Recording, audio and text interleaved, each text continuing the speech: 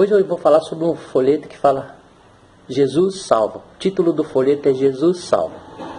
Eu desenvolvi esse folheto há alguns anos atrás e o meu desejo sempre foi publicar ele, fazer alguma coisa com ele. Mas agora a gente tem essa tecnologia aqui, né? Então vamos tentar usar essa tecnologia para falar um pouco sobre essa frase, Jesus salva. Dentro desse versículo a gente vai entender assim, a criação, a queda, a condenação e a salvação. Esse Jesus salva aqui, esse folheto, é baseado totalmente em versículos da palavra de Deus, tá bom? Aí eu escrevi assim, ó: quando olhamos para a palavra de Deus, percebemos que Deus fez o homem para uma comunhão perfeita, né? Ele criou tudo. Gênesis 1, 26 até o 28, diz assim: e disse Deus, façamos o homem à nossa imagem, conforme a nossa semelhança. Domine ele sobre os peixes do mar, sobre as aves do céu, sobre o gado, sobre os animais selvagens, sobre todo animal rastejante que se arrasta sobre a terra. E Deus criou o homem à sua imagem. A imagem de Deus os criou, homem e mulher os criou. Então Deus os abençoou e lhes disse: frutificai e multiplicai-vos, enchei a terra e sujeitai-a. Dominai sobre os peixes do mar, sobre as aves do céu, sobre todos os animais que rastejam sobre a terra. Gênesis 1, 26 a 28. E agora a gente vai ver Gênesis 2, 8 e 9, que diz assim: o que podemos ver é que Deus ele fez tudo. E depois de ter feito um jardim no Éden, com tudo, árvore agradável à vista e boa para o alimento, bem como a árvore da vida no meio do jardim, e a árvore do conhecimento do bem e do mal. Gênesis 2, 8 e 9. E a gente vai ver também agora que Deus deu uma ordem aqui em Gênesis 2, 16, 17, assim: então o Senhor Deus criou o homem. Ordenou ao homem, podes comer livremente de qualquer árvore do jardim, mas não comerás da árvore do conhecimento do bem e do mal, porque no dia em que dela comeres, com certeza morrerás. Gênesis 2, 16, 17. A ideia aqui é que o homem ele poderia, ter comido da árvore da vida e viver uma vida eterna sem pecado, em plena comunhão com Deus. Mas não foi isso que aconteceu.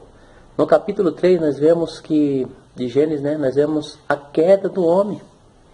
E essa comunhão é quebrada. Gênesis 3, ele narra a desobediência do homem. E depois e Deus rejeitando o homem pecador. Agora o homem ele está em queda livre. E a ideia aqui é que o livro de Romanos ele complica mais ainda a situação do homem. Tem um versículo lá em Romanos 3, 12 que fala assim: todos se desviaram, juntos se tornaram inúteis. Não há quem faça o bem, nenhum sequer. E a coisa parece que ela piora ainda mais. Quando a gente vai lá em Romanos 3, um texto fala assim: porque todos pecaram e estão destituídos da glória de Deus. Interessante que o homem ele não pode fazer nada para mudar essa situação. E na verdade ele complica cada vez mais. Ao ponto de olhar para Romanos 6, 23 agora, na parte A do versículo, e ver que o homem ele está perdido.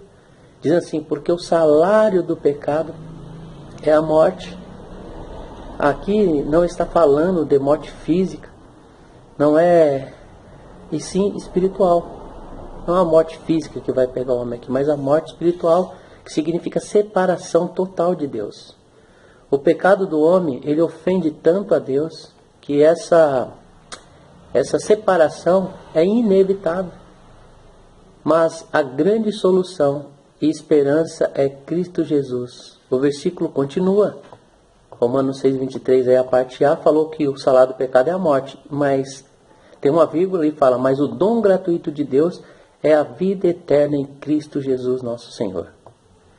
Mas o que é maravilhoso é que agora, praticamente destruído, sem nenhuma chance de se salvar, Deus ele providencia a salvação através de nosso Senhor Jesus Cristo. Interessante. E o Coríntios, 2 Coríntios 5, 21 diz assim: para aquele que não tinha pecado, Deus fez um sacrifício pelo pecado em nosso favor, para que nele fôssemos feitos o quê? Justiça de Deus. Deus, ele envia, né, seu único filho para pagar o preço dos nossos pecados. E agora em Jesus não somos mais simples criaturas, e sim filhos. E como filhos temos o que? Acesso a Ele todos os dias e por toda a eternidade. Temos que entender que o homem ele tenta chegar a Deus, né, de diversas maneiras. Religião, boas obras, vida correta, tradição, idolatrias, filosofias de vida e de muitas outras maneiras. Ele tenta chegar a Deus através de seus próprios esforços, acreditando que todos, né, são filhos de Deus. Então, a pessoa de maneira geral, ela crê que todo mundo é filho de Deus. Só que isso não é verdade. Todos são simples criaturas de Deus. Porque se a gente for pensar bem, até o diabo, né, Deus criou. E se todos fossem filhos de Deus, né, o diabo também seria e teria o quê? Acesso ao céu. Como simples criatura, nós essa é a ideia é que como simples criatura não entra no céu, precisamos receber o quê? Precisamos receber o Senhor Jesus e crer no nome de Jesus. Tem um versículo lá em João 1,12 que diz assim: mas a todos que o receberam, aos que creram no seu nome, deu-lhes o direito de se tornarem filhos de Deus. Interessante que antes Deus criou o homem à sua imagem, mas Deus criou, homem e mulher os criou. Então, todos éramos criaturas de Deus, não filhos. Mas a partir do momento que eu creio que eu recebo o Senhor Jesus, eu passo a ser filho.